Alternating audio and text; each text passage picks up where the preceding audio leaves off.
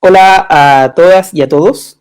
Ya nos encontramos en nuestro nuevo hogar de los días martes para nuestras entrevistas. Cambiamos de nuestra plataforma de Zoom a nuestra plataforma de Facebook. Así que queremos darles la bienvenida. Es nuestro primer live en esta plataforma. Para los que no me conocen, mi nombre es Fernando Muñoz y soy el que va a estar a cargo de este streaming, y junto con nosotros los voy a presentar y después ellos van a saludar.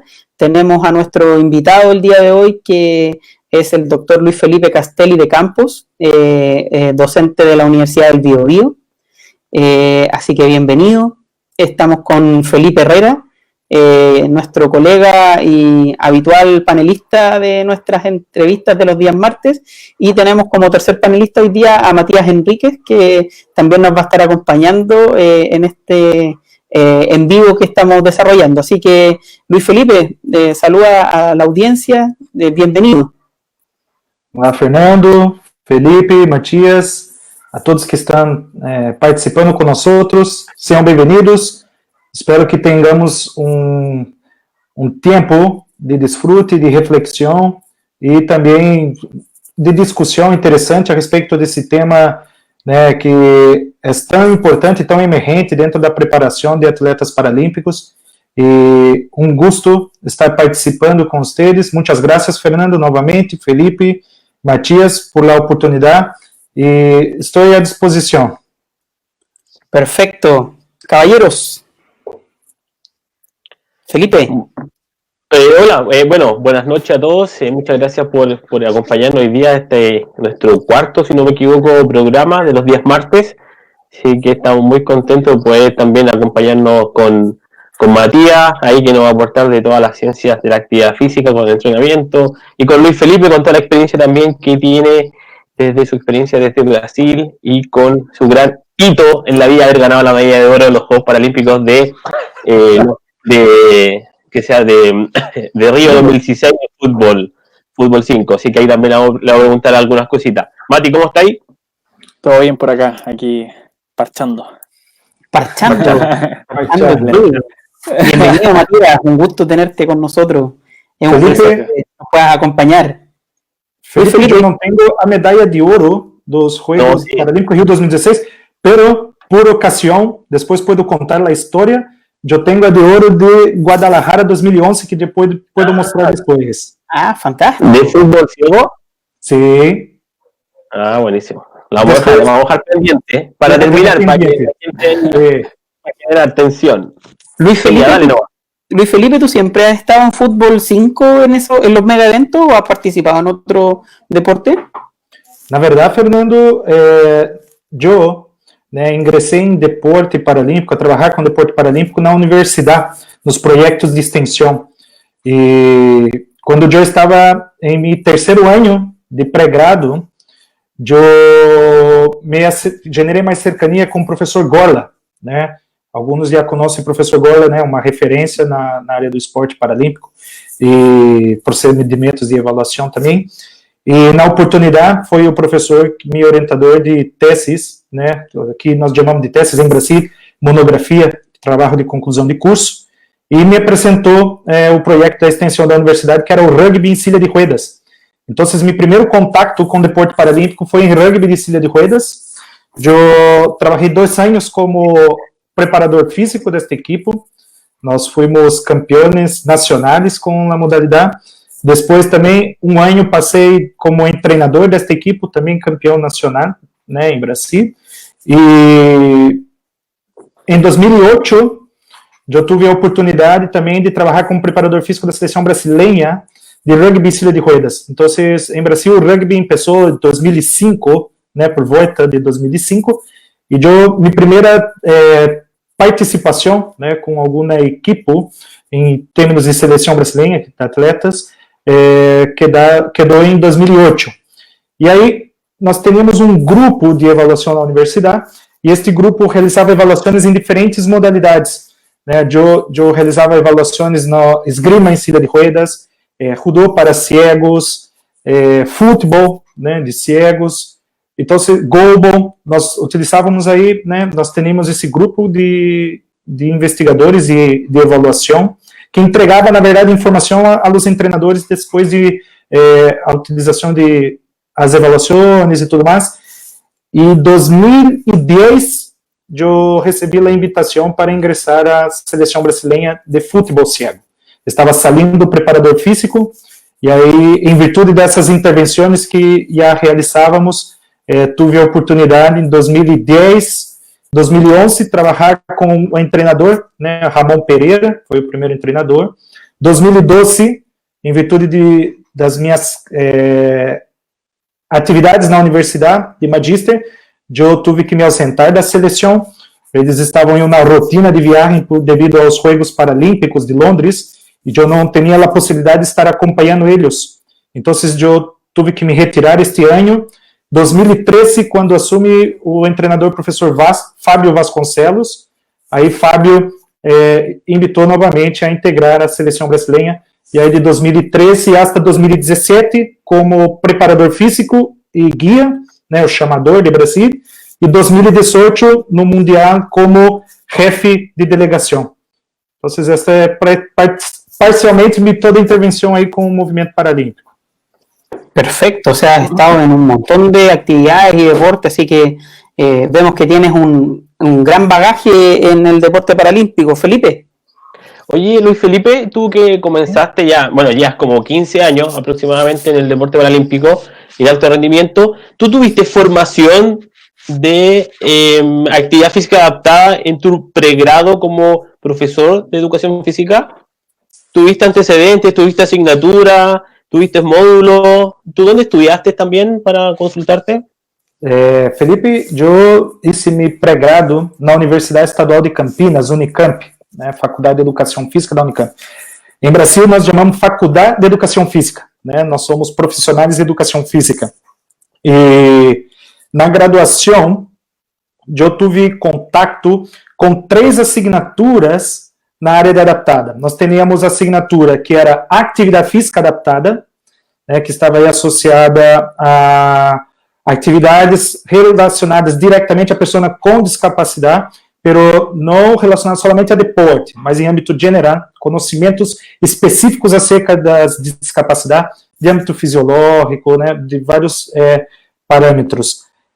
Depois nós teríamos também a assinatura de deporte adaptado, e aí era praticamente onde se tinha contato direto com as modalidades de esportes adaptados e paralímpicos, né, mais focado nos esportes paralímpicos realmente. E nós tínhamos também uma assinatura que se chamava Educação Especial, que também aí era mais direcionada ao âmbito escolar. Ou seja, em Brasil, não são todas as universidades, pero nós conhecemos em Brasil como a Unicamp, como o polo de desenvolvimento do deporte adaptado em Brasil, né? O meu programa de magíster e doutoramento também foram nesta universidade, né? Meu orientador de magíster e de doutorado também foi o professor José Irineu Goila, né? E hoje, as pessoas, ou grande parte das pessoas que trabalham na gestão de um Comitê Paralímpico Brasileiro, né, que estão ocupando cargos aí de referência, cargos importantes dentro do comitê, no desenvolvimento do deporte paralímpico, muitos estudaram aí, hicieron seu pós-grado ou estão fazendo seu pós-grado, né? Assim como alguns treinadores, preparadores físicos também. Ou seja, temos a Unicamp, como outras universidades também, Federal de Uberlândia, são universidades que são praticamente o polo do esporte paralímpico. Super. Oye, Luis Felipe, bueno, quiero llevarte al área que nos convoca hoy día, hacerte una consulta respecto finalmente a la disciplina con la cual has tenido una mayor experiencia, que es el trabajo con personas con discapacidad visual. Consultarte qué diferencias físicas y fisiológicas o desafíos has visto al momento de poder evaluar y monitorizar la carga finalmente de estos deportistas. Por ejemplo, en el caso de medir la capacidad aeróbica, todos conocemos test indirectos como el yo-yo, el naveta, pero que en personas convencionales finalmente las personas pueden identificar la línea de 20 metros ¿qué adaptaciones uno tiene que hacer para lograr finalmente esas mediciones finalmente? Mate, esta pergunta ela é muito interessante, né? Na verdade, quando tu habla a respeito, né, de preparar os atletas paralímpicos, né, e aí, claro que vai depender da modalidade, vai depender da discapacidade, mas a palavra-clave que eu sempre hablo está relacionada às adaptações, né? Existem, né, protocolos, testes específicos para se monitorar, controlar, né, a carga de treinamento de atleta ou perceber sua evolução dentro do processo de treinamento. Pero muitas vezes, né, se utilizam protocolos que já são validados em atletas convencionais, né, de modalidades convencionais. Então, o que passa dentro do esporte paralímpico é uma adaptação, né? Por exemplo, eu poderia mencionar rugby em silla de rodas, né? Se tu vai evaluar um atleta mediante um sprint, né, de 20 metros, com câmbio de direção ou sem câmbio de direção, tu vai perceber que a forma, né, como tu vai evaluar, ela é praticamente a mesma, com os ajustes, as adaptações que existem já na literatura, procedimentos, protocolos, reprodutibilidade desses testes, né, de como posicionar o atleta para realizar estes testes, por exemplo. Então, no rugby silla de rodas, professor, como que eu vou ser, né, se ele utiliza a silla de rodas para ser seu desplazamento? Então, pela roda menor da silla de roda, ela é o ponto de marco zero, né? Muitos protocolos utilizam aí. Eu conosco estudos que também falam que o início do teste é no fim da primeira propulsão da silla de rodas. Então, vai depender, né, do protocolo que tu vai elegir para aplicar em seus atletas, né, para ser a comparação com os resultados, né, de estudos. Então, essa é a parte mais importante, definir como que é o protocolo, né, e a validação desses testes.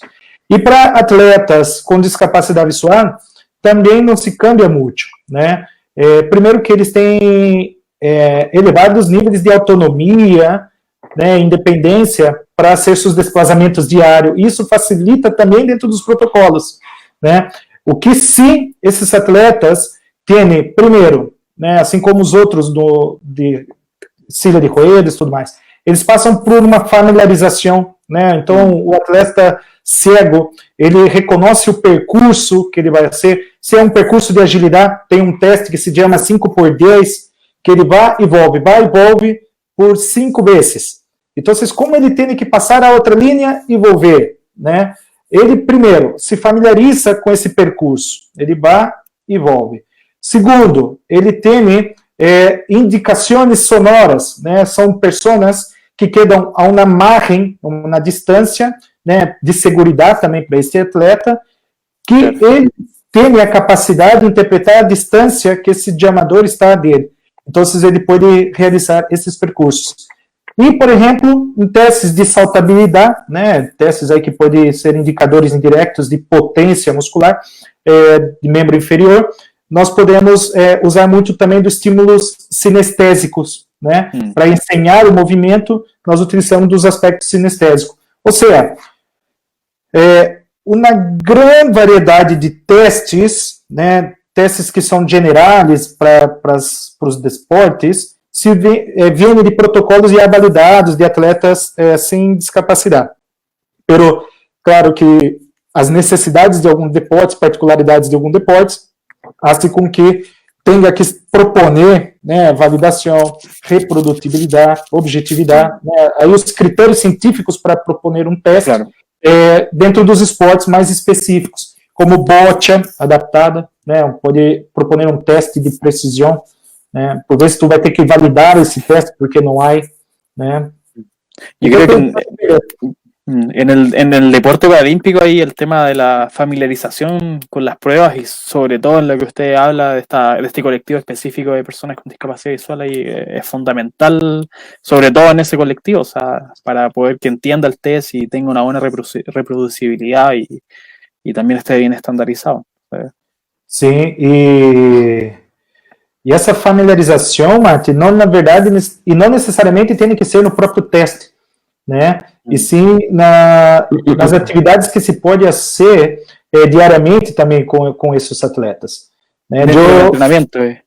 Eu já tive a oportunidade de conhecer algumas realidades e o treinador, o preparador físico, falaram, professor, eu quero medir agilidade de um atleta, né, com discapacidade visual. E dentro dos cursos de Magister, né, pós-título, nós fazemos esta proposta, vamos fazer a avaliação de agilidade. O que é agilidade? É o cara realizar o câmbio de velocidade, realizar um desplazamento com câmbio de direção com a maior intensidade possível. E aí, esse atleta, ou, né, às vezes, por vezes é um ninho que está iniciando nesse deporte, ele hace numa velocidade mais lenta, ele vai, volve. Será que esse teste está dando lá a informação que gostaria de ter? Porque estou avaliando a agilidade, fato. Então, a familiarização e possibilidade dele realizar também atividades de alta intensidade que sejam próximas do teste, né, dos procedimentos de controle, é interessante, né? E aí, claro que vai depender muito do corpo técnico, né, do preparador físico, fisiólogo, como que nós vamos adaptar a esta realidade. Claro que nós teríamos nossos procedimentos, que podem venir outros protocolos, outros procedimentos também, que pessoas encontraram que foi satisfatório para o seu grupo. Luis Felipe, sí. Una cosa importante que tú comentas es que logremos adaptar los test que ya existen a las distintas cualidades o condiciones de los deportistas, en el caso del deporte paralímpico. Pero al revés, ¿cómo yo logro que los deportistas tomen conciencia de la importancia de la evaluación de su condición en los procesos de entrenamiento? ¿Cómo lo hicieron ustedes y qué te parece a ti o crees que es relevante frente a este tema? Na verdade, esse tema é um tema bem polêmico, né, digamos assim. Nada gosta de ser evaluado. Né? Se tu perguntar a um atleta, eu tenho quase certeza, se hicimos uma encuesta, a grande maioria não interessa que se evalue. Né? Pero aí nós temos algumas questões importantes. Primeiro, realmente é uma questão cultural. Né, do atleta não gostar de ser evaluado. Segundo, também há uma grande importância, né, e culpa por parte dos treinadores, preparadores físicos, que não contextualizam o processo de avaliação de um atleta. Né? O que eu quero dizer com isso? Se um atleta não sabe por que ele está sendo isso, ele não vai ser, né, de forma motivada. Então, isso é um princípio do treinamento. Né? Quando a gente fala de princípios científicos do treinamento esportivo, um dos princípios pedagógicos qual é? A participação ativa e consciente. Né? O atleta ele tem que saber o que ele está sendo. Ele tem que saber se ele está bem ou se ele está débil em determinada condição, né? Em determinada capacidade física que seja necessária a ele ao deporte. Contextualizar que este teste, esse procedimento, está relacionado com suas ações de jogo. Né? E que a partir desse aspecto, evaluar isso, vai ser importante, porque eu vou poder utilizar esta informação, esta medida, para sua prescrição de treinamento, né? Dentro da sua estruturação, da sua periodização de trabalho. Então, primeiro, é generar a consciência desse atleta. Segundo, é ser com que ele tenha uma participação ativa nesse processo, né? Entendendo como ele está, né? E ele percebia a importância disso. Essa para mim, é a questão mais importante. E segundo, claro, que aí o treinador é buscar testes que realmente estejam buscando a especificidade desse deporte, encontrar medidas que podem realmente ser utilizadas durante o processo de prescrição. Porque também há um grande problema de que às vezes, se realiza demasiadas avaliações, demasiados testes, e as informações não servem para muita coisa, né? Só serve para generar mais problema, porque se eu tenho muitas avaliações, muitas medidas, e eu não sei o que vou trabalhar, né? Para que eu hago isso? Né? Então, podia poupar esse trabalho. Então, a questão da avaliação, ela tem que ter um significado. Ela tem que ajudar para que o treinador pueda prescrever seus treinamentos. Evaluar por evaluar, eu sempre sou da opção, treinador, se tu não sabes o que busca, qualquer coisa que encontre está bem. Então, né? Busque informações para seu treinamento. O que tu vai usar, né? Por supuesto. Antes de pasar a la pregunta de Felipe, te manda saludos Francisco Olmos, de seleccionado de bochas, Andrea Magda, fue alumna tuya, fue alumna del profesor Gorla, dice acá, Claudia Maureira, Jonathan Gonelli, también de Andrade Magda. Jonathan Gonelli también te manda saludos de Talcahuano, Jonathan Gonelli, del básquet. Entrenador de básquetbol. Así es. Un abrazo. Bien. Excelente personas nos acompañando. Sí, sí. Oye, bueno, para recordarle a todos los que están ingresando, estamos con Luis Felipe Castelli, ¿cierto? Ganó junto al cuerpo técnico la medalla de oro en Río 2016 en fútbol 5 paralímpico. Y Luis Felipe, quería preguntarte un poco de ese ámbito. Brasil ganó medalla de oro, Juegos Paralímpicos en fútbol 5, en Atenas, en Beijing, en Londres, en Río. O sea, yo creo que tú como cuerpo técnico, haber tenido la responsabilidad de haber venido 3 oros consecutivos, estar en tu casa y todo, de haber sido una presión importante. 5 veces campeón mundial de los Juegos del año 98, 2000 y los 3 últimos. Tricampeón de fútbol ciego, campeón mundial. ¿Cómo se llega a eso? ¿Cómo se llega a ser campeón 4 veces de una disciplina en 4 Juegos Paralímpicos? ¿Cómo se logra eso? Y eso es una pregunta. Y lo otro, ¿cómo se preparó la final contra Irán? Esa final que ganaron 1-0. Me gustaría saber si nos pudieran contar cosas internas, anécdotas, desafíos, cómo se trabajó la ansiedad.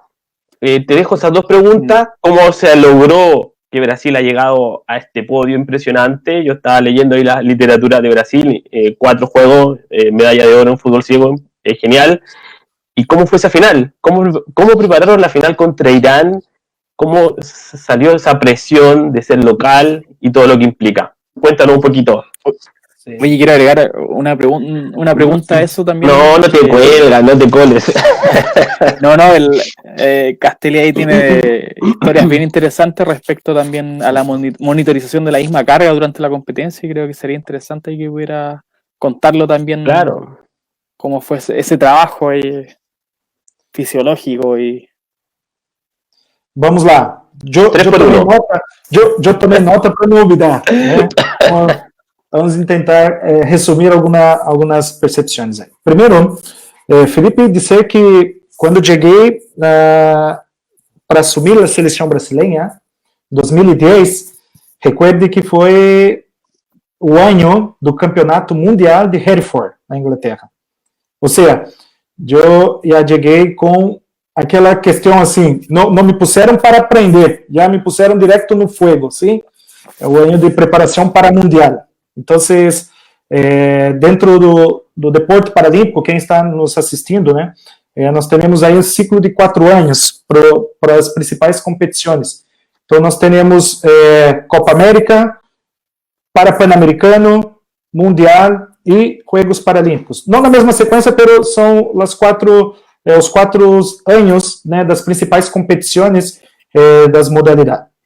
E me recordo, quando chegamos em 2010 e 2013, são 2 momentos bem distintos, porque eu estava trabalhando com 2 treinadores totalmente distintos, né?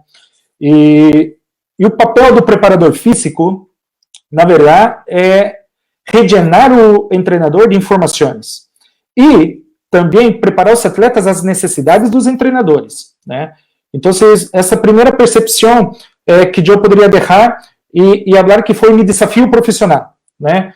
Porque de 2010 e 2011, né, por ter treinador Ramon, que 2010 Mundial, 2011 Guadalajara Pan-Americana, né? Então,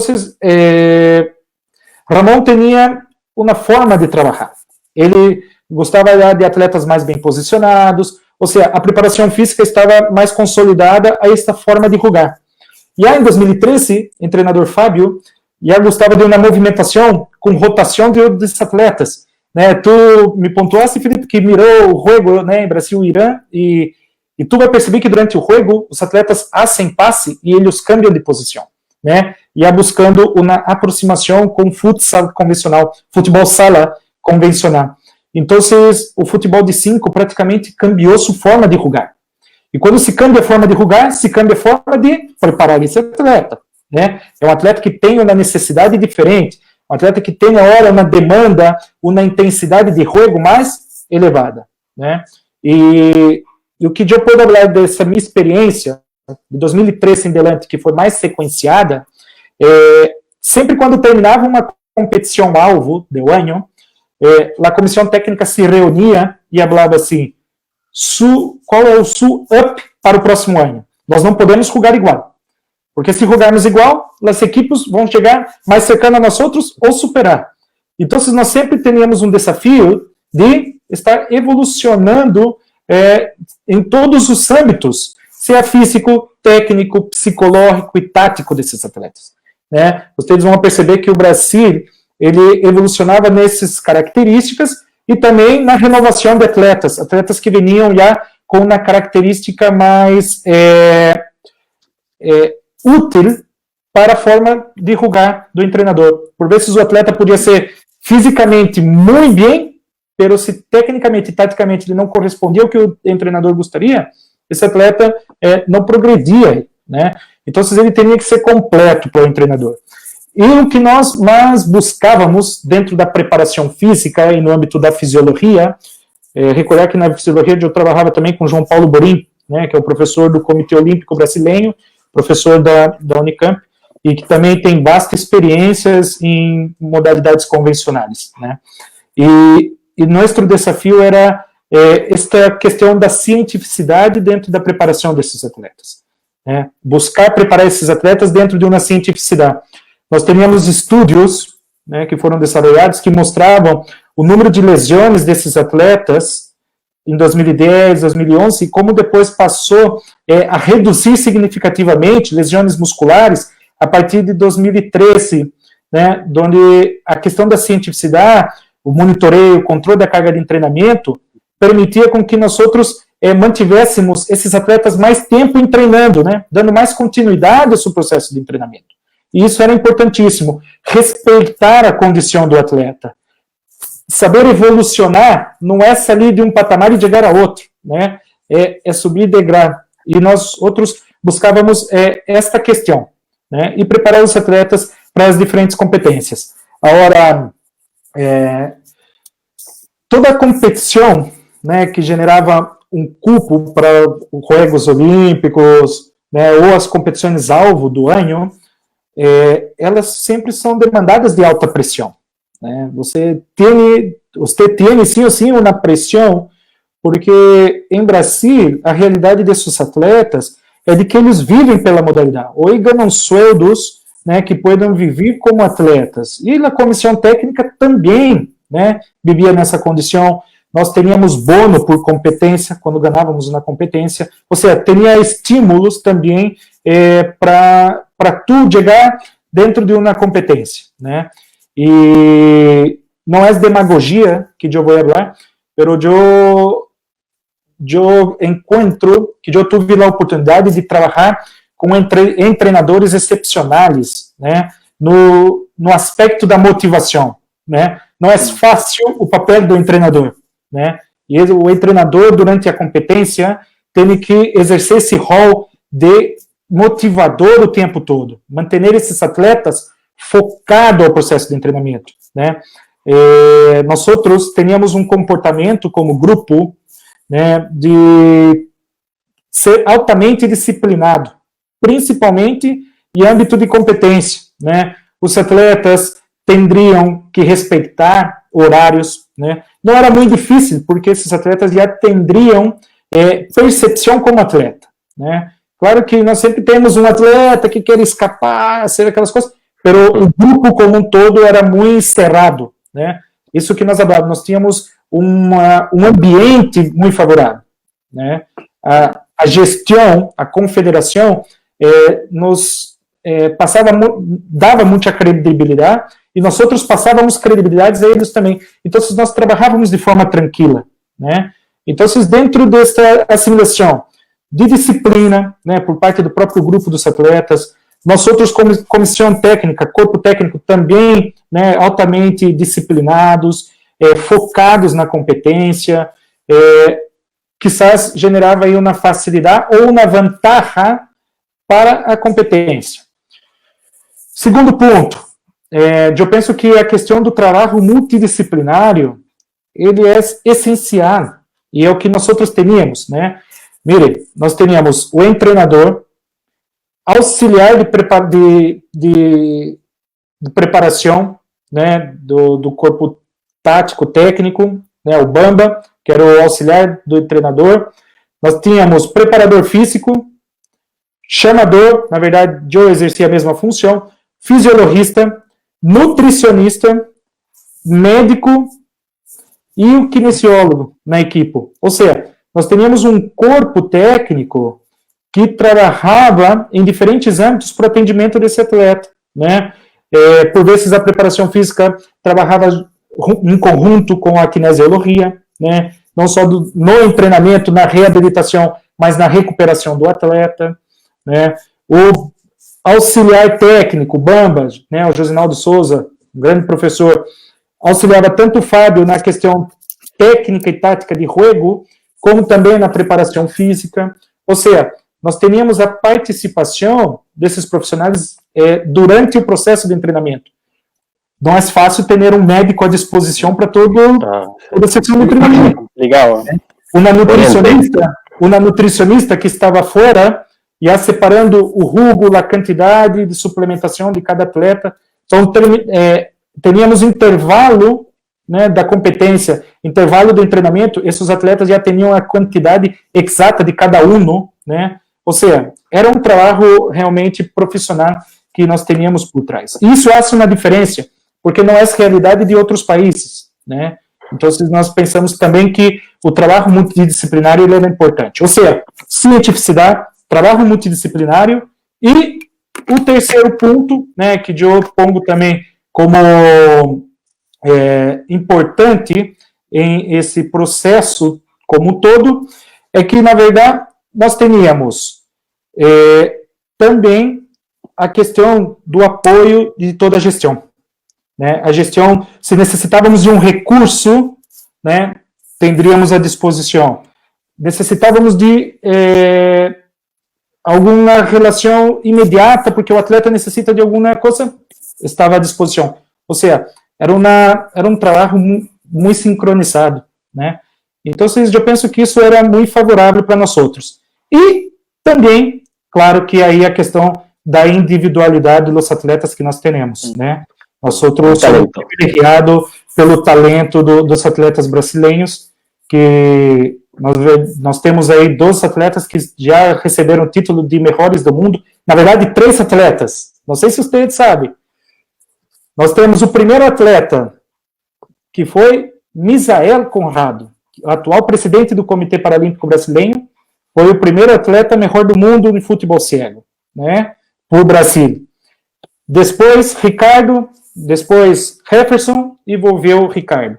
Ou seja, nós também temos aí, não só esses atletas, que são os melhores do mundo, mas também toda a equipe que contribui para que esses atletas possam se desenvolver durante o jogo. E respondendo, né, a pergunta da pressão de jogar em casa, realmente, de tudo que vivemos, foi a maior pressão que nós tivemos. Né? Jogar em casa, com o estádio, né, a cancha, com 5.000 pessoas, é uma pressão, né, que eu, como de amador, né, uma participação mais passiva no jogo, né, atrás do arco, eu já percebia e estava reacionando de forma distinta, né? Tinha que ter um controle de ansiedade, tu reage de forma distinta. eu imagino os atletas que estavam aí jogando, né? Seus familiares assistindo, seus amigos, as pessoas chamando por seu nome. Então, a pressão foi muito distinta, pero nós falamos que também nos passava muita vantagem isso, né? Porque a forma como conduzíamos esse trabalho, assimilávamos essa motivação positiva, nos dava mais força para jogar, né? Nós estávamos com uma força extra dentro da cancha. Então, foi uma questão muito boa. E claro que o compromisso, né, dos atletas faziam toda a diferença. E aí, como o Mati menciona, né, me pergunta a respeito dos mecanismos aí de controle e avaliação, rapidamente, falando, Mati, nós tínhamos o professor João Paulo Borim, né, que ele estava nos bastidores, né, estava sendo a filmagem dos jogos. Ou seja, nós teníamos o controle, a análise de desempenho desses atletas, por suas ações motoras, como eles se movimentavam. Chegávamos no intervalo, entre o primeiro e o segundo tempo, o professor Borim já chegava aí com uma planilha e falava assim, determinado atleta recorreu isso, ele citou movimentação, número de finalizações corretas, finalização muito arriba, muito abaixo. Então, o treinador ia receber altas informações para medio tiempo. Para volver. Medio tiempo. Ya llegaba. Más de nota. O sea, la inversión que tenían en el equipo no era menor, había una inversión de equipamiento y monetaria bastante grande, ¿no? Sí, nosotros teníamos tecnología, Fer, a disposición, pero o que hacía a diferença não era só a tecnologia, porque esse trabalho era manual, né? Ou seja, na verdade depende de um corpo técnico, claro, a tecnologia vai ajudar, né? Não vamos descartar a tecnologia. Pero a questão da capacitação do profissional que está aí atuando, ela é importantíssima, né? E por vezes esse profissional vai chegar a trazer informações ao corpo técnico que dentro da cancha não está preocupado com isso, né? Ou são ações que passam desapercebidas, né? Então, nós teríamos uma persona que traía essas informações. E aí nós teríamos também tecnologia. Esses atletas estavam jogando com frequencímetros cardíacos e também GPS, né? Que pós-jogo, nós outros aí, na noite, trabalhávamos mais do que no partido, porque na noite é análise de dados, análise de quanto recorreu, com que intensidade, verificar se esse atleta com esta magnitude de carga de jogo está recuperado para o próximo dia. Então, teríamos escala de percepção de dor, né, escala EBA, nós teríamos escala de qualidade total de recuperação, como esse atleta está se sentindo. Era um monitoreio completo de trabalho. Poderíamos, quizás, passar 2 dias aqui para falar de cada instrumento, como utilizar cada instrumento, pero assim é a diferença. E vou aproveitar a ser uma pequena propaganda, né? Nós outros estamos tendo a oportunidade de generar esta cercania.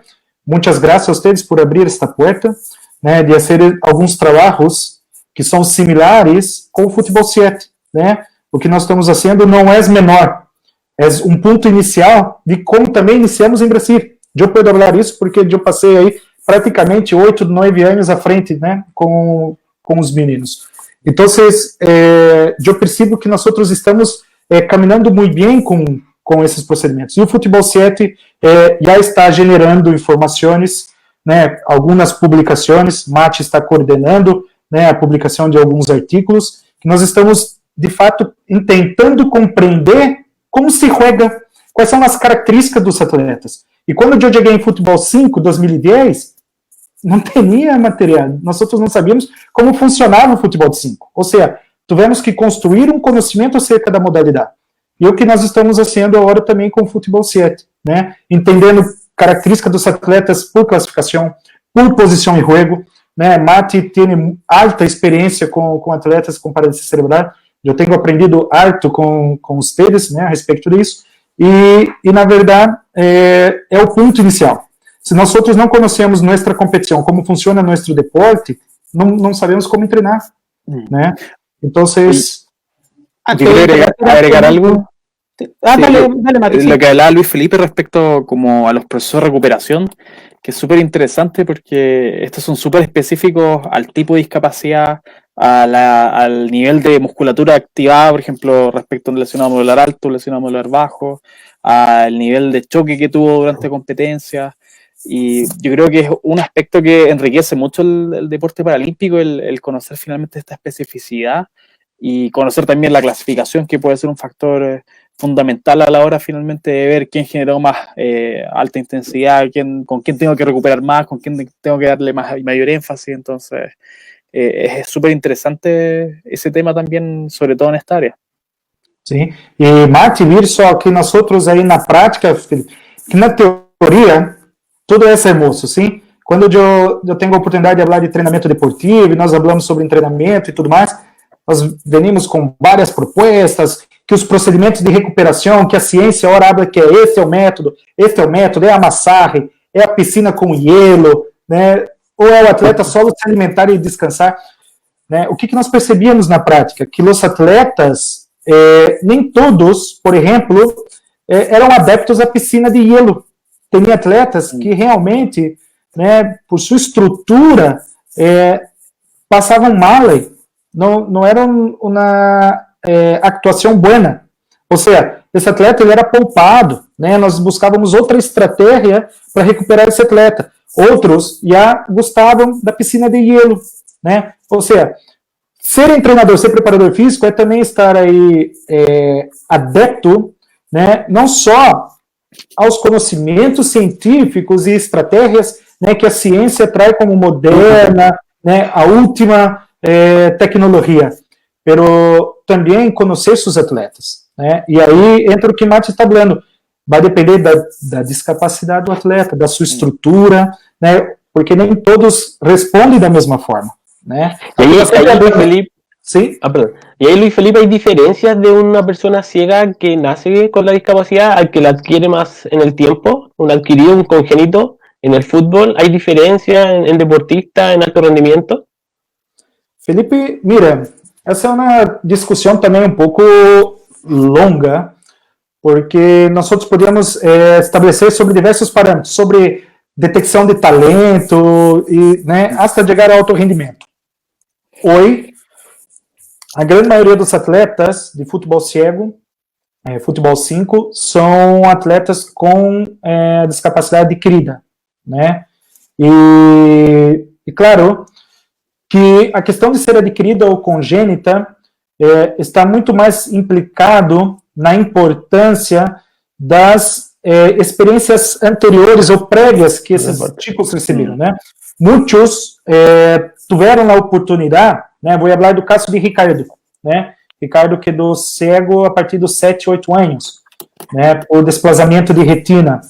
E Ricardo sempre comenta que tive muita oportunidade de participar das classes de educação física escolar e ele tinha uma boa percepção de profundidade, de tamanho de arco, né? E foi feito estudos já com neurocientistas, tanto em Brasil quanto em Japão, falando que como a imagem, né, se forma na parte occipital do cérebro, lá no córtex visual, né? Ricardo tinha uma capacidade quase que de uma pessoa, né, que tem a função visual preservada, né? Ou seja, que Ricardo tinha realmente uma estrutura diferente, né, na questão de como ele visualizava este jogo.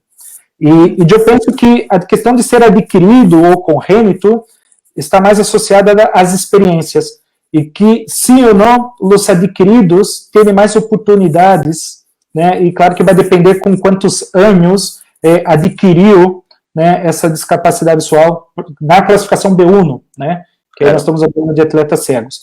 Então, basicamente isso, Felipe. Não há uma concretização, né, se congênito ou adquirido. Na verdade, as experiências prévias, o talento inato também, né, é um fator, porque aquele que tem adquirido tem que passar por um processo de reabilitação. Se o processo de reabilitação não é bom, também não vai permitir tanto sua evolução, né? Então, é um processo multifactorial que vai depender. Pero a maior tendência, né, que foi um trabalho que nós ganhamos em 2015 da conferência Vista, que foi esse trabalho de detecção, né, que os melhores desempenhos e a maior quantidade, né, percentual, eram de atletas adquiridos. Né? Foi um trabalho que eu hice e nós tivemos um prêmio de destaque científico nesse congresso por esse trabajo. Súper.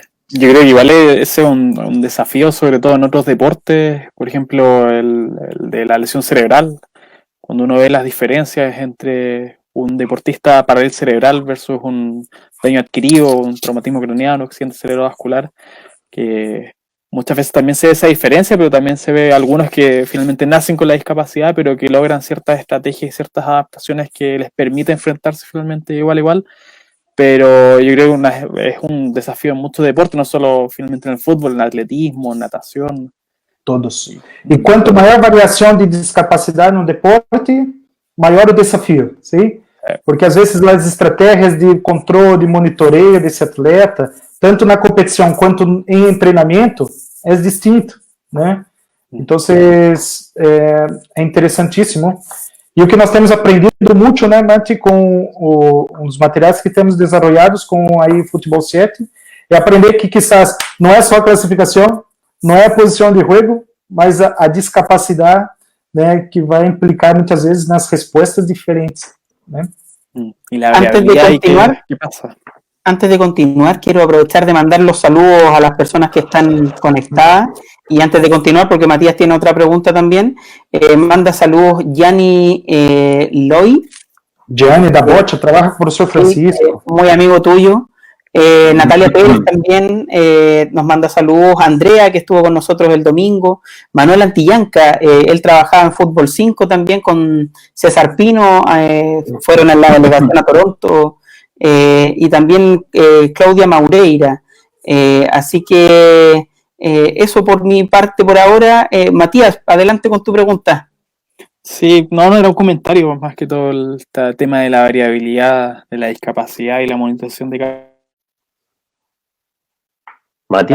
Pero aprovechando que me estás dando la palabra, sí, preguntarte un poquito acerca de, bueno, mucho se habla acerca del uso de la tecnología y qué implicancias tienen en la monitorización del entrenamiento, pero finalmente, ¿cómo podemos nosotros o los países en desarrollo que no tienen el acceso a estos recursos poder acceder a las mejores formas finalmente de monitorizar los entrenamientos y profesionalizarlo y acercarlo al máximo a la ciencia sin tener finalmente este acceso que yo creo que se da esta diferencia en muchos deportes? Me tocó estar en el Congreso Vista ahí viendo un debate bien interesante respecto a las tecnologías en el uso de prótesis y estas diferencias que existen entre países finalmente del primer mundo, Estados Unidos, Inglaterra, versus otros países que no tenían acceso a esas tecnologías.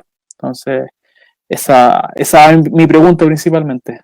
¿Cuál es tu opinión respecto a esto? Mati, não sei se por tempo, né, eu tenho que ser mais rápido para comentar isto, mas eu sou da seguinte opinião: tecnologia no esporte paralímpico é fundamental, né, para performance e, claro, monitoreio e controle da carga de treinamento.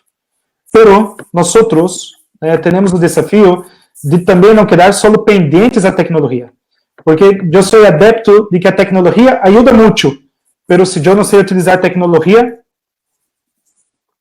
vai mais interferir de forma negativa, então a transferência negativa ou neutral do que positiva, né, para o meu treinamento. Então, a melhor forma, Mati, que eu penso que nós temos é aquela que o treinador, o preparador físico compreenda e saiba utilizar, né, independente se há muita tecnologia ou pouca tecnologia. Como assim?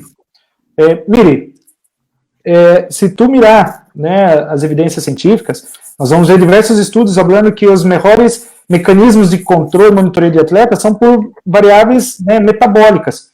Pero tu vai quedar toda a sessão de treinamento pinchando o seu atleta, arrancando sangue, assim isso. Né? Questão de ser melhor e ter aplicabilidade dia a dia são coisas totalmente distintas. Né? Então, além de saber utilizar, questão de praticidade. Né?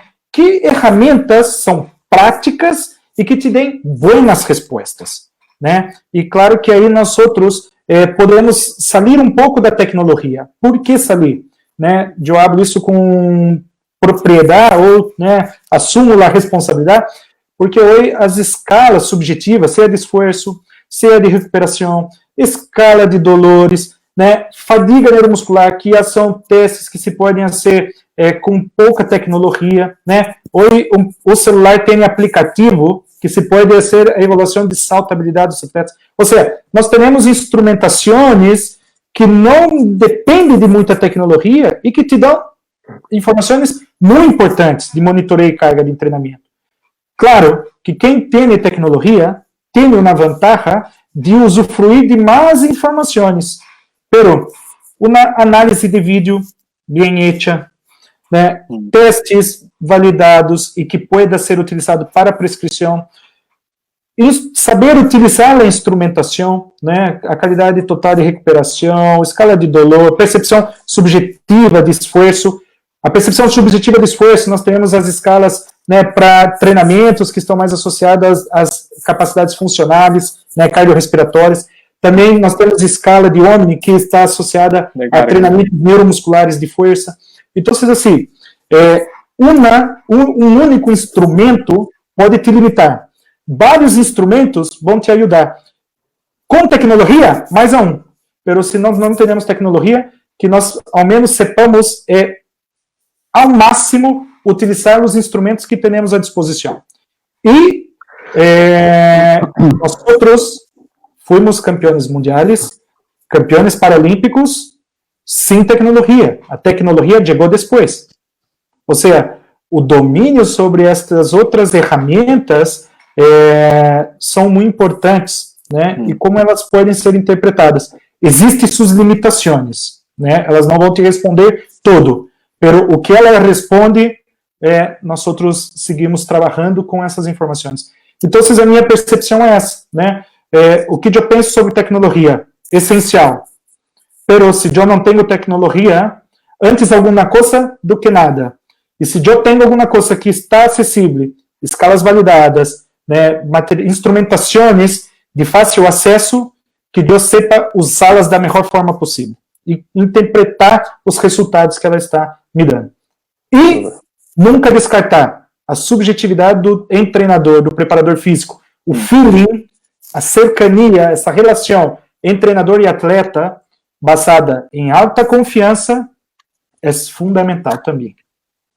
Y Luis Felipe, tú como dentro del cuerpo técnico de Brasil y todo lo que hablaste, ¿cómo era tu relación con los equipos? Porque tú hablas del entrenamiento, ¿cierto?, que ustedes realizaban en concentrado de fútbol ciego, pero ¿cómo hacías esta bajada? Y que muchas veces también es necesario realizar y seguir un monitoreo, como bien señala Matías, de todo lo que implica con las cargas. ¿Cómo haces esta bajada con los equipos de los jugadores? ¿Cómo fue tu experiencia? ¿Cómo pudiste llegar a ese vínculo? ¿Es importante o no? ¿Qué nos podrías recomendar de acuerdo a tu experiencia que puede ser algo para poder replicar? Importantíssimo, Felipe, essa sua pergunta. Miren, a seleção brasileira, ela tinha uma regularidade em treinamentos, né? Vocês sabem que a situação geográfica do Brasil não é nada favorável. Ou seja, nós tínhamos atletas de toda parte do Brasil. E nós outros teníamos concentração de uma semana por mês. Era um promédio, né? Uma semana por mês. Nesta semana, se concentrava basicamente 2 treinamentos ao dia. Ou seja, 3 semanas esses atletas estavam com seus clubes, com suas equipes, e uma semana com a seleção, né? E nós outros teníamos algumas divergências de trabalho, né? O clube, claro, estava focalizado em seu trabalho para seus torneios, e a seleção estava focalizada em seus trabalhos a seus torneios. 2 situações eram importantíssimas nesse momento. A primeira era de uma atuação passiva, ou seja, entender como esse atleta chegava para treinar, né? Ou seja, esses atletas, antes de iniciar o treinamento, eles realizavam uma bateria de avaliação. Então, eu e o professor Borim estávamos a cargo de, no primeiro dia deste concentrado, era evaluar todos os atletas. Nós teníamos já a noção de como estavam esses atletas. E no último dia, né, nós tínhamos também possibilidades de evaluar para saber como saíam esses atletas, né? Então, nós teníamos esta dinâmica. quando chegavam e quando saíam. E nós percebíamos, né, que somente essas atuações não resultavam, né, numa melhora desse atleta progressiva, porque o trabalho da seleção era um e do clube era outro. Como que nós generamos essa cercania? Nós criamos clínicas de capacitação aos treinadores, aos preparadores físicos, aos kinesiólogos, a nutrição, a área da nutrição, e os clubes passavam a compreender a filosofia do trabalho da seleção, os clubes recebiam assistência do corpo técnico da seleção, então nós generamos uma relação de confiança, né, que, com o passar do tempo, né, traindo capacitações, generando essa cercania, treinadores e preparadores físicos eram invitados para ir na concentração, eles quedavam com nós outros no período de concentração também, né, e não todos, claro, sempre eram invitados, assim, na rotatividade dos treinadores aí que participavam. E chegou um momento, Felipe, que os atletas que estavam na seleção brasileira, quando volviam ao seu clube, estavam fazendo o trabalho da filosofia e segmento da proposta da seleção, né? E aí o preparador físico, o treinador, nós outros falamos que eles são mais vencedores que nós outros, porque eles teriam o atleta 75% do tempo e nós outros 25%, né? Nós outros enviávamos lá propostas, os direcionamentos dos treinamentos, pero esses treinadores, preparadores físicos, estavam a cargo de contribuir como? Realizando esses treinamentos. Então, os atletas tinham esta liberação para ser os trabalhos da seleção, né? E certamente isso generou os resultados positivos que temos. Então, mire, não é só o trabalho de gestão, não é só o trabalho de um corpo técnico, não é só a disciplina dos atletas, pero é todo um país involucrado para o desenvolvimento, né? Un trabajo colaborativo que es fundamental para el éxito que han podido llegar y con todos los premios y méritos que tienen, o sea, eso suma, es un pilar fundamental. Sim, é um pilar fundamental, Felipe, e de descentralização de ações também, né? Porque, mira, se eu estou na gestão e tenho poder e não permito que as pessoas trabalhem, ou não permito ingressar pessoas, né, com competência para esse trabalho, eu sempre vou estar, né, patinando naquele mesmo espaço, né? Permitir a evolução é a pessoa se abrir também, porque nós outros estávamos muito expostos, porque os treinadores poderiam fazer suas opiniões, os preparadores físicos, e tinham pessoas altamente especializadas que também faziam suas contribuições, ou seja, não era um trabalho, né, onde uno habla assim, eu sou responsável por tudo, não, é um trabalho realmente colaborativo. Várias pessoas passam a ingressar no movimento paralímpico, né? O Comitê Paralímpico genera a Academia Paralímpica, onde permite a entrada de profissionais capacitados para assessoramento das equipes, e se tu mira a quantidade de medalha depois da generação da Academia Paralímpica, tu vai perceber a progressão. Por quê? Porque a ciência está contribuindo, né? E o Comitê Paralímpico em Brasil tinha limitações em cerca de recursos financeiros, né? E as universidades hoje têm a tecnologia à disposição. Então, esse trabalho colaborativo de capacitação profissional, esse trabalho colaborativo de tecnologia à disposição, né? Eu não sei, Fernando Munhoz, isso, né, quando estávamos evaluando a seleção, a Liga Nacional de Futebol 7, né? Uma contabilidade rápida, Fernando Munhoz chegou a 20 bilhões de pesos aí involucrados. E quizás mais.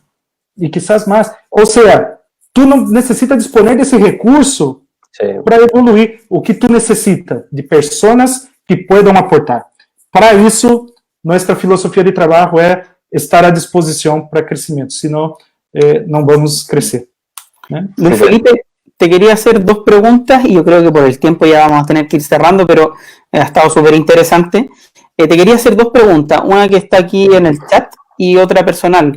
La primera es cómo tú crees o ves el deporte paralímpico en Chile, en general, no en el caso del fútbol 5 en particular, sino que en general.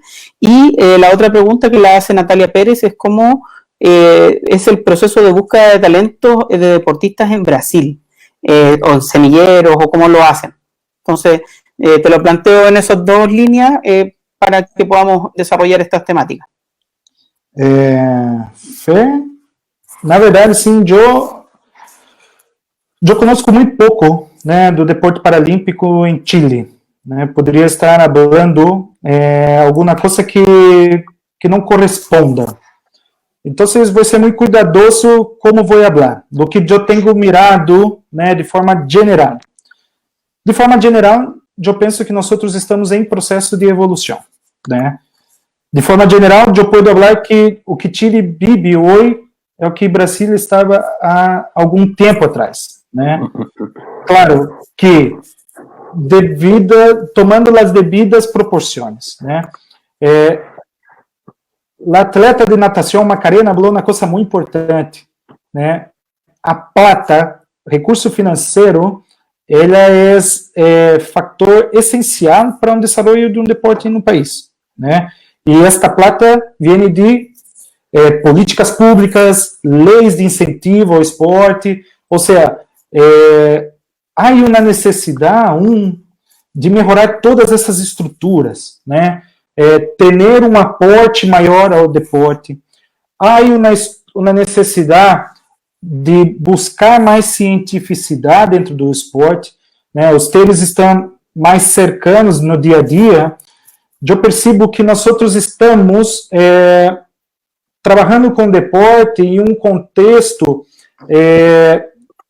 com focos de reabilitação também, né? Não sei se com uma superioridade, mas há como que eu poderia falar em espanhol?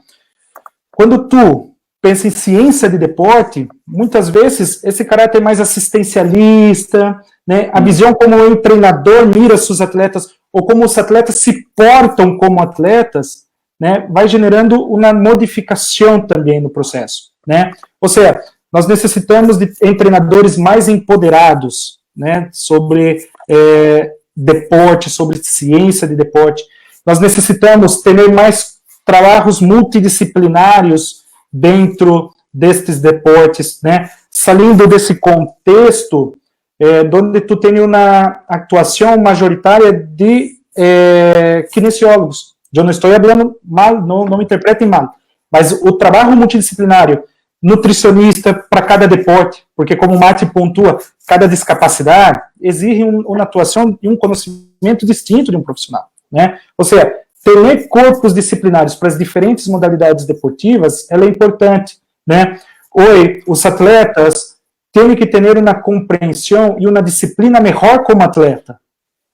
Pero muitos atletas de Chile não vivem como atleta, eles têm outros labores, né? Eles realizam outras atividades, né? Então, é um processo de evolução, né? Quando se há recurso financeiro, as coisas vão modificando. Mas a questão do atleta ter sua disciplina, ser regulamentado em treinamento, né? Ter regularidade para treinamento. Não vou treinar só quando está Felipe, meu treinador, Matias, meu treinador. Eu tenho que me manter como atleta, minha alimentação como atleta, não só quando estou na frente dos dois. Eu tenho que ter esse comportamento quando os três não estão bem, né? Então, assim, há uma necessidade de um câmbio cultural, pero isso é uma evolução.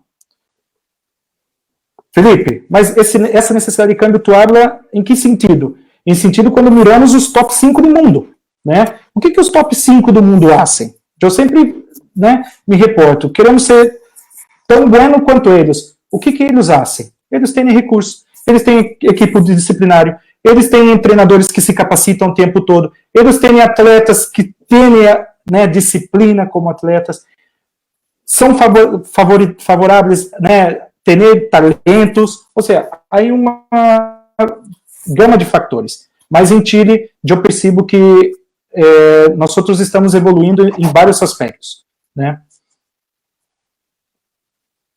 E a segunda pergunta me olvidou. Sobre cómo trabajan en el tema de la búsqueda de talentos en Brasil, o los semilleros. Muito bem. Na verdade, em Brasil, há vários projetos para búsqueda de talento, né? O Comitê Paralímpico Brasileiro, claro que eu estou falando hoje, antes da pandemia, né? Nós temos que verificar a situação depois da pandemia, como vai a quedar a situação. Pero o Brasil desenvolve, né, o que nós chamamos das escolas paralímpicas. Então, tem aí 8 ou 10 modalidades, não sei ao certo, que o comitê, o Centro Paralímpico de Treinamento, tem portas abertas para que esses ninhos, né, jovens, possam ir participar desses programas. Temos Paralimpíadas Escolares, que também os ninhos aí têm a oportunidade de vivenciarem, conhecerem, né, os deportes paralímpicos, e é interessante porque muitos aí convivem com os atletas. E Felipe, Mati, quando eu hablo sobre regularidade de treinamento, disciplina como atletas, nós percebemos que nesses momentos, esses ninhos, quando convivem com atletas profissionais, né, de suas modalidades, eles vão adquirindo comportamentos distintos, né? Então aí é uma grande importância desses programas, né? Nós temos aí que é o grande celeiro de detecção de atletas, que é a Copa Loterias Caixas, né? E aí sim, aí uma detecção grande de atletas para o movimento paralímpico, e também cada confederação tem suas próprias ações particulares, né? As seleções de jovens, né? Então, cada modalidade também tem seus programas para detecções de talento. E uma das coisas interessantes que se desenvolveu em Brasil ultimamente é o camping militar e camping de reabilitação. Os centros de reabilitação, o centro de reabilitação, agora conhecendo os deportes, visitando o Centro Paralímpico, e os militares, que também, né, por alguma situação, seja de violência urbana, que quedaram na situação de discapacidade, também estão sendo influenciados, né, recebendo orientações específicas. Por exemplo, o que é um talento em tiro deportivo, né? Quem melhor do que os próprios militares para isso? Então, essas modalidades, algumas modalidades específicas, já sendo, tendo grupos específicos para essas modalidades. Também eu encontro uma ação interessantíssima aí. Ahí es súper interesante lo que habla Luis Felipe respecto al trabajo finalmente en red, al trabajo comunitario con otras organizaciones, y que se entiende finalmente que esa es la base del deporte paralímpico. O sea, los centros de rehabilitación, las escuelas, los niños, también tienen la Paralimpiada Universitaria, entonces se ve una visión global e integral finalmente del proceso, que eso es súper bueno. Ustedes podem responder melhor do que eu. Se fizermos uma contabilidade de quantos ninhos e jovens estão em centros de reabilitação, né? Imagina um programa de talento. E eu sempre, quando tenho oportunidade de conversar com algumas pessoas de Brasil, né, em Comitê Paralímpico Brasileiro, aí, algumas pessoas, eu sempre hablo que Chile tem uma situação muito favorável. Qual a situação favorável? Hoje, vocês logram massificar uma quantidade de pessoas em situação de discapacidade dentro dos centros de reabilitação, né? Em Brasil, já não temos essa possibilidade, né? Por questão geográfica, nós temos favelas, ou seja, há uma dispersão maior. Em Chile parece que as coisas estão muito mais concentradas. Se há uma intenção, se há políticas de aproximação, eu penso que Chile é um potencial. Perfecto. Desafío. Hay que seguir trabajando. Tremendo desafío. Yo tengo una duda nomás, ¿la puedo preguntar? Sí, mira, llevamos 1:08. Pero no hay problema. Ayer conversábamos un poco con Matías, con el director técnico de Argentina, que es Marcelo Sánchez, y hablábamos un poco del fútbol 7, que es un deporte que a nosotros nos gusta mucho, que estamos ahí trabajando, que está pidiendo que se desarrolle el fútbol femenino. ¿Qué pasa en el fútbol ciego? ¿Por qué no existe fútbol 5, perdón? ¿Por qué no existe el fútbol femenino para personas para mujeres? Se han levantado candidaturas para poder desarrollarlo, es difícil no hay equipo, no sé si conoces tú algo. Felipe, um pouco da formação que eu manejo, hoje há alguns países que já estão iniciando o desenvolvimento do futebol cego para mulheres, né, equipes femininas. Pero estatisticamente hablando, o número de mulheres ciegas ao redor do mundo é inferior. Segundo,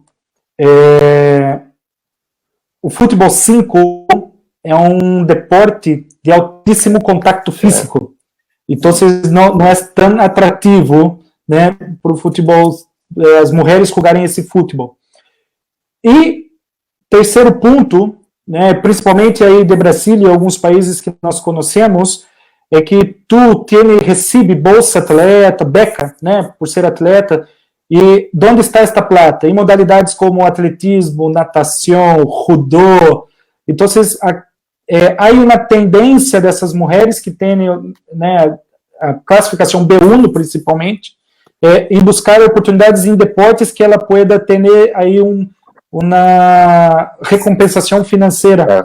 Né? E como o deporte de futebol 5 não é paralímpico, não vai ter tanto recurso como essas outras modalidades. Então, por isso que há uma dificuldade de avançar com o futebol 5 feminino. Pero há países que estão iniciando essas atividades. Super. Perfecto. Ya los voy a cortar porque ya llevamos mucho tiempo. No, la pijamada, vamos. La pijamada. Lo primero es agradecer la tremenda conversación, Luis Felipe. Tuvimos una gran audiencia. Te manda saludos Cristian Carvajal, Mónica Fernández, Robinson Méndez, Marisol Astorga. ¿Pueden conversar con él, sí? Sí, Robinson, sí. Francisco Olmos, Héctor Figueroa. Muy interesante todo lo que planteaste, muy entretenido además, porque tiene un buen hilo de conducción, le da mucha relevancia a todo lo que tiene que ver con la investigación, a todo lo que tiene que ver con la monitorización, con el control de la carga, con la evaluación. Así que por mi parte yo quiero agradecerte, creo que fue una charla muy entretenida y ojalá podamos repetirla y hablar de algunas otras temáticas. Felipe, Matías. Muchas gracias, Fer. Agradecer el tiempo y, bueno, también complementando tu súper interesante, harto aprendizaje y sin duda que estas charlas ahí suman al movimiento, así que espero les haya gustado a todos y gracias Luis Felipe por tu presencia.